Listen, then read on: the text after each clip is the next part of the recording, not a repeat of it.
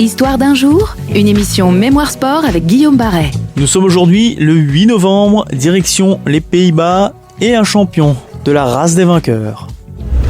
Le 8 novembre est la date d'anniversaire d'un grand champion cycliste, j'ai nommé le néerlandais Jan Raas, aussi connu pour ses victoires dans les grandes classiques ou autres courses majeures que pour ses lunettes de vue vissées sur le nez sur les parcours du monde entier.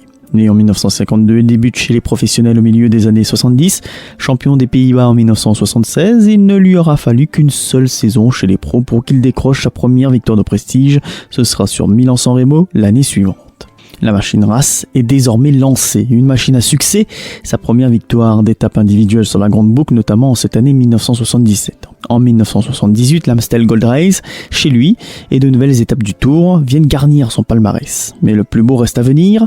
Le Tour des Flandres tout d'abord, le premier de ses deux succès en terre belge, mais surtout il s'accapare le maillot arc-en-ciel de champion du monde en 1979 qu'il remporte chez lui aux Pays-Bas à Valkenburg.